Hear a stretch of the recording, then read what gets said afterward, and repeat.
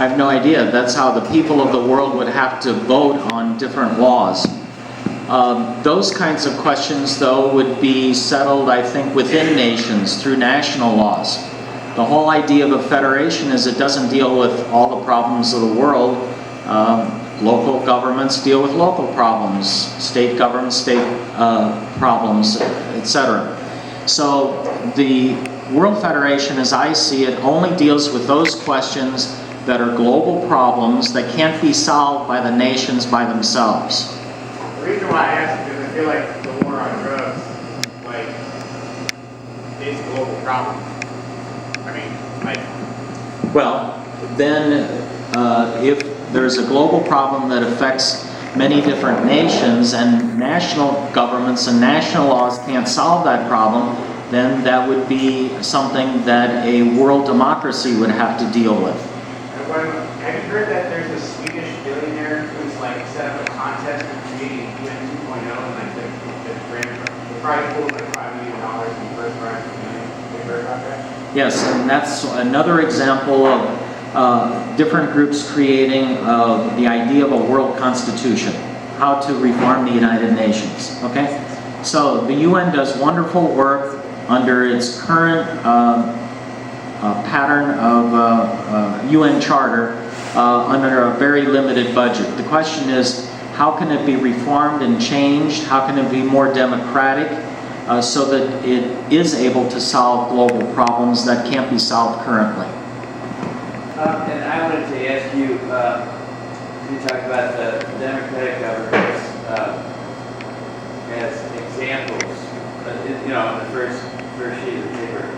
Do you have any examples that you would name of democratic governments that would be like, you know, good examples to talk about this World Federation creation with? Well, I think the United States government is democratic and based on a federal system. Many other countries are too. Democratic in the sense that it's not authoritarian, it's not a dictatorship, where you have voting that takes place, you have a constitution that explains how power will be distributed. Many European countries, many other countries around the world have. Is there a perfect country? No. Is there going to be a perfect World Federation? No, of course not. But it's a question of how can we make a better system and be able to solve problems that we just are not solving at the current rate. That's with global warming. The only mechanism that we currently have are treaties. The problem, of course, is enforcement of those treaties. First of all, to get national governments to sign the treaty is one problem, and then will they follow the terms of the treaty is the other problem. And if not, who's going to be responsible? So under the current system of treaties, nations may or may not be held responsible. Under world law, individuals would be held responsible, even if they'd be national leaders. So who would be against this system? Many national leaders, because they know they couldn't get by with what they're currently getting by with. Okay? When you hold people accountable under law. We have a similar idea. I think the analogy with the United States is very good. What if every governor of every state tried to do whatever it wanted? Well, that was a problem during the age of segregation, when the governor of Arkansas refused to desegregate the schools. It took Eisenhower and the federal government to at least threaten intervention, and then the governor of Arkansas backed down. So governors of states in the United States are held under the federal constitution and federal law. They have to follow it, okay? National leaders have no higher authority, and that's the problem. Nations and national leaders do whatever they think they can get by with.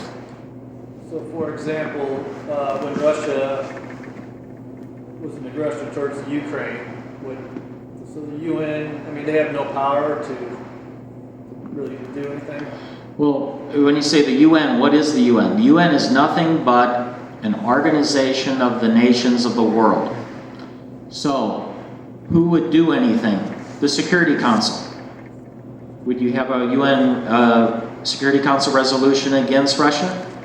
Russia is one of the 5 permanent members. It would veto anything that concerns that resolution. Same thing with the United States and the other permanent members. That's the problem, okay? So what can the UN do? The UN can do very little under the current system. I'd like to direct a question to our climate scientist. I appreciate what you said about harmonizing world religion with science. As a scientist myself, I would like to know what your perspective is on those scientists that deny things that are apparent, like with climate science and other fields that maybe don't study that, like in biology or other sciences, like social sciences as well. You mean scientists that deny climate change? Climate change and anything else that we might consider to be evidence, like evolution, climate change, etc. Okay. I mean, at this point, there's not that many people in science who deny climate change. Actually, there was an interesting psychological study of looking at some prominent skeptics and found that a number of them were physicists who came of age actually at the time of the nuclear sort of war effort, and who have this kind of mental model of science being this big enterprise with perfect data, with a certain way science is done, and atmospheric science is very different, and showing that these skeptics kind of don't like that. But you know, sometimes people say science progresses one funeral at a time. It's hard past a certain age to sort of get over what you've devoted your life to. So I think the same in evolution. There's very few scientists out there who haven't sort of bought into evolution, that the evidence is very clear. The problem I see there maybe is more with religious people who think of it as a threat, and I don't, as a Catholic, I don't think that it is a threat, but there needs to be an education effort, I think, to avoid that perception. Maybe the other thing to say then with the new atheists, this perception of scientists and materialists. These are two different things. That there are materialists who believe that the only thing that exists is stuff, and if it's not stuff, then it doesn't exist. And scientists are not all materialists. In fact, there was some studies that found that physical scientists are about as religious as the general population.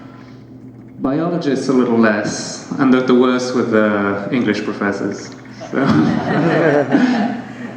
Thank you. I ask mostly on behalf of my peers who are not well published but still make those claims. Thank you. I had a question about how overpopulation affects each of these perspectives. As far as world government and democracy and things like that, I heard recently that people in the world younger people are less interested in democracy and believe less in democracy than they have in the past, and that's a trend in the world that people really are not, they don't care about democracy at this time. And I wondered if you have any feeling that that has anything to do with population.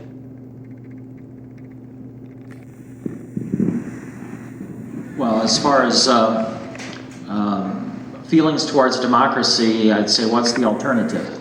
You know, it's a matter of democracy and participating in it and trying to get convince people, and by getting the votes in order to try and come up with laws that deal with these particular problems. I think that many of the laws for so many problems, and population might be one, can be solved by national governments. I don't know if you need any kind of world laws for that. The problem there is who you would hold accountable for violating a world law. I mean, but certainly a world federation